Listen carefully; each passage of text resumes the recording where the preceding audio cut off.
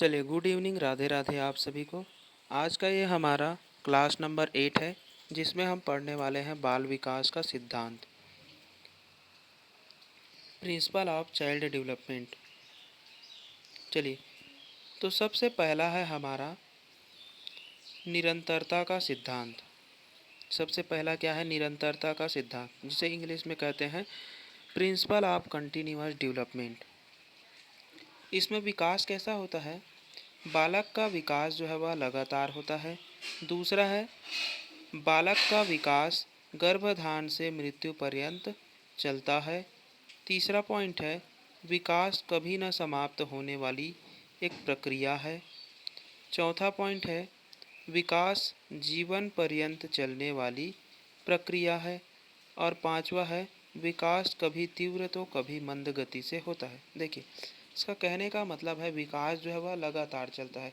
हमने जब से क्या है, गर्भाधान से लेकर के, है ना, जब बच्चा जो है वह गर्भाधान में आता है तब से लेकर के मृत्यु पर्यंत तक वह विकास के चरणों से होकर गुजरता है। यानी कि उसका विकास जो है वह क्या होता है? लगातार होता है। ठीक है, यह कभी न समाप्त होने वाली प्रक्रिया, जब तक व्यक्ति या जो बालक है वो जीवित है ना। विकास जो है वह कभी तीव्र तो कभी मंद, यानी कि जैसे हमने देखा था शैशवावस्था में विकास क्या होता है? तीव्र गति से होता है। और बाल्यावस्था में क्या हो जाता है? विकास जो है वह थोड़ा मंद हो जाता है। फिर किशोरावस्था में क्या हो जाता है? विकास जो है वह तीव्र हो जाता है। चलिए, तो ये था हमारा पहला सिद्धांत। अब चलते हैं दूसरे सिद्धांत की ओर। दूसरा सिद्धांत है व्यक्तिगत विभिन्नता का सिद्धांत, प्रिंसिपल ऑफ इंडिविजुअल डिफरेंसेस। देखिए, इसमें क्या होता है? ब्रह्मांड का कोई भी दो बालक, यानी कि दो व्यक्ति जो है वह समान नहीं हो सकता। कहने का तात्पर्य है कि ऐसा कोई भी इंसान नहीं है, ऐसा कोई दो इंसान नहीं है जो कि समान हो जाए, है ना। देखिए, जुड़वा बच्चे समान होते हैं, लेकिन उनमें भी क्या होता है? उनकी रुचि, शरीर के रंग आदि, है ना, सभी योग्यताएं समान नहीं हो सकती। कोई विषय कोई दूसरा चुन सकता है तो कोई दूसरा विषय पसंद करेगा। तो इस प्रकार क्या होगा? उसमें विभिन्नता जो है वह अवश्य देखने को मिलती है। इसीलिए कहा गया है कि विकास जो है वह व्यक्तिगत विभिन्नता पर आधारित है। तीसरा तीसरा है अनुवांशिकता एवं वातावरण की अंतःक्रिया का सिद्धांत, principle of interaction between heredity and environment. इसमें क्या होता है कि बालक का विकास तभी संभव है जब अनुवांशिकता तथा वातावरण के बीच में क्या हो? अंतःक्रिया हो। यानी कि जो भी हमारे जैविक गुण हैं और वातावरण है वो आपस में क्या करेंगे? क्रिया करेंगे, तभी क्या होगा? हमारा जो है विकास वह संभव हो पाएगा। ठीक है। दूसरा पॉइंट है, बुद्धि बिना ज्ञान का कोई मोल नहीं तथा ज्ञान बिना बुद्धि का कोई मोल नहीं। इसका कहने का तात्पर्य है, बुद्धि क्या होता है? जन्मजात होता है, जबकि ज्ञान जो है वह किससे प्राप्त होता है? वातावरण से प्राप्त होता है। तो देखिए, अगर बुद्धि है और ज्ञान नहीं है तो कोई मतलब नहीं है। अगर ज्ञान है और बुद्धि नहीं है तो भी क्या होगा? कोई मतलब नहीं है। ठीक है, तो बुद्धि और ज्ञान जो है वह अलग अलग है, ये बात याद रखेंगे। चलिए, चौथा चौथा है क्रमबद्धता का सिद्धांत। क्रमबद्धता का सिद्धांत क्या होता है? विकास का एक क्रम होता है, जैसे कि शैशवावस्था, बाल्यावस्था, किशोरावस्था। तो क्या होता है? बालक जो है वह एक क्रम से आगे बढ़ता है। शैशवावस्था में क्या करता है? सिर उठाता है ना, हाथ पैर डुलाता है। तो इस प्रकार से क्या होता है? उसके विकास के जो मतलब ये है विकास है वो क्या होता है? एक क्रम में व्यवस्थित रूप से चलता है। ठीक है, सभी बच्चों का विकास क्रम समान होता है, किंतु उसके दर जो है वह अलग अलग होते हैं। देखिए, क्रम तो समान है, सभी जो है वह शैशवावस्था से होकर किशोरावस्था, किशोरावस्था से होकर करके किस में जाएंगे? वो प्रौढ़ावस्था में जाएंगे। लेकिन दर जो है वह अलग अलग होंगे। दर अलग अलग कहने का मतलब है कि कोई बच्चा जो है वह किसी कार्य को जल्दी कर लेगा, तो कोई बच्चा जो है वह उस कार्य को धीमे गति से करेगा। तो इस प्रकार से दर क्या हो गए? उनके अलग अलग हो गए। जैसे कि सबसे पहला है, बच्चा क्या करेगा? सिर उठाना सीखता है, फिर बैठना सीखता है, फिर घुटनों के बल चलना सीखता है, फिर खड़ा होना, फिर चलना, फिर दौड़ना, ऐसे करके उसके विकास के क्रम जो है वह आगे बढ़ते जाते हैं। ठीक है। भाषा का विकास क्रम क्या कहलाता है? शुभोपाली कहलाता है। चलिए अगला है पांचवा पॉइंट। पांचवा पॉइंट है प्रिंसिपल ऑफ इंटरेक्शन। देखिए परस्पर संबंध का सिद्धांत, यानी कि बालक का जो शारीरिक, मानसिक, संवेगात्मक, नैतिक है ना, भावात्मक सभी पक्ष क्या होते हैं? आपस में संबंधित होते हैं, इसलिए इसे कहा गया है परस्पर संबंध का सिद्धांत। ठीक है। और एक पॉइंट है संवेगात्मक विकास संज्ञानात्मक विकास से अंतः संबंधित होता है। संवेग से संबंधित जो विकास है वो क्या है? संज्ञान, यानी कि हमारी सोच से क्या होगी? संबंधित होगी, तभी संवेग का क्या होगा? विकास हो पाएगा। ठीक है। चलिए तो अगला है छठवां। छठवां है समान प्रतिमान का सिद्धांत, प्रिंसिपल ऑफ यूनिफॉर्म पैटर्न। ये क्या कह रहा है? सभी जाति, चाहे वह मनुष्य जाति हो या पशु जाति हो, अपनी जाति के अनुसार विकास के स्वरूप को दर्शाती है।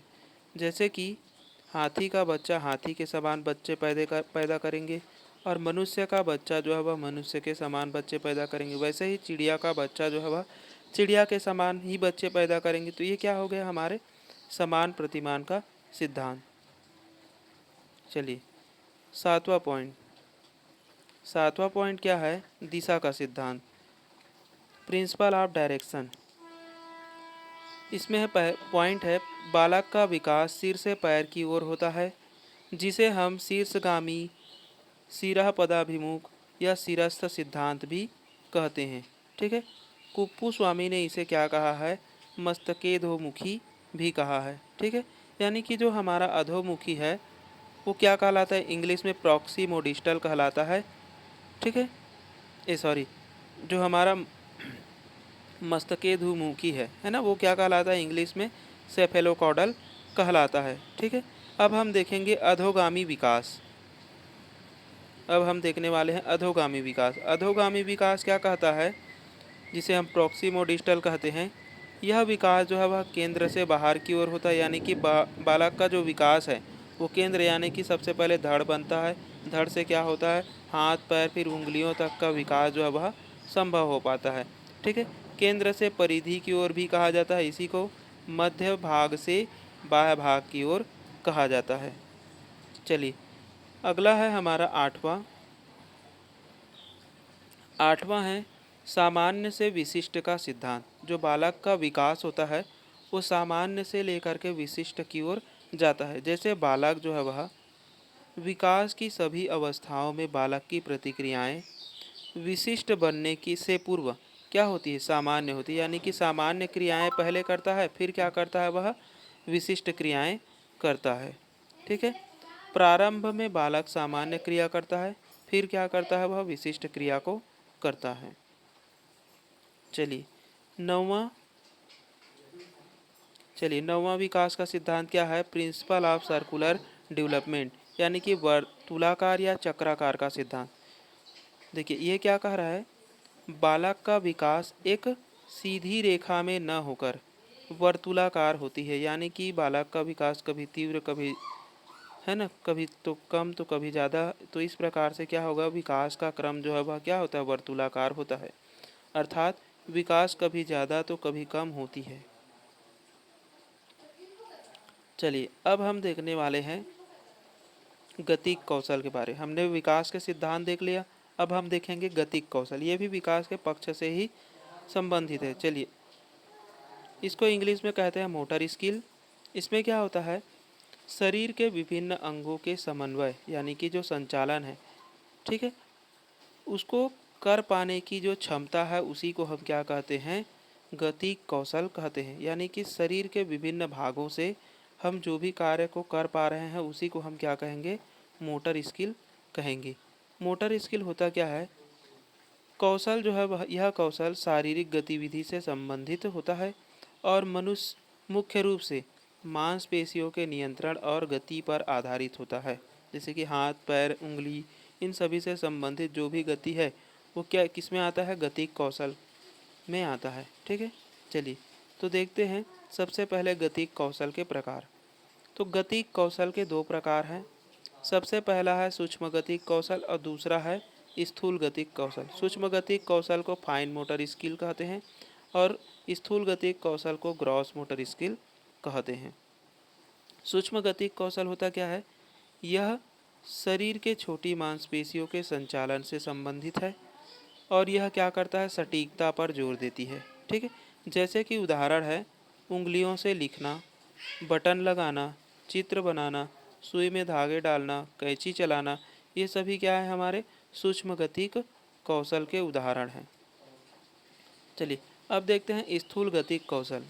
स्थूल गतिक कौशल यह शरीर के बड़ी मांसपेशियों के संचालन से संबंधित है, जिसमें उदाहरण देखें चलना, कूदना, दौड़ना, सीढ़ी चढ़ना, गेंद फेंकना, ये सब सभी क्या है? हमारे पूरे शरीर के है ना, जो पैर है, हाथ है, इन सभी के संचालन से ही बना है। ठीक है, तो ये हमारे किस में आ गए? ग्रॉस मोटर स्किल में आ गए। चलिए अब देखते हैं कुछ महत्व गतिक कौशल के। गतिक कौशल के क्या क्या महत्व है? तो सबसे पहला है बच्चों के शारीरिक एवं मानसिक विकास में सहायक है। दूसरा है खेल और व्यायाम में सहायक होता है। तीसरा पॉइंट है दैनिक कार्यों को प्रभावी ढंग से कर पाने में मदद करती है। ठीक है, चलिए एक नोट पॉइंट है जो कि एग्ज़ाम में आया हुआ है। जन्म से 5 वर्ष, जन्म से 5 वर्ष में जो स्थूल कौशल है, स्थूल गतिक कौशल है, वो सबसे अधिक विकसित होता है। ठीक है, कौन सा स्किल जो है वह सबसे अधिक विकसित होता है? तो स्थूल गतिक कौशल, क्योंकि बच्चे जो है वह सबसे पहले क्या करते हैं? बड़ी बड़ी क्रियाएं करते हैं, जैसे कि सिर को डुलाना, हाथ हिलाना, पैर चलाना, है ना, शरीर को घुमाना। तो इस प्रकार से क्या हो गया? वह उसके स्थूल कौशल के अंतर्गत आएंगे, ग्रॉस मोटर स्किल के अंतर्गत आएंगे। ठीक है, ये पूछा गया है एग्ज़ाम में। चलिए तो ये था हमारा बाल विकास का सिद्धांत और गतिक कौशल के बारे में।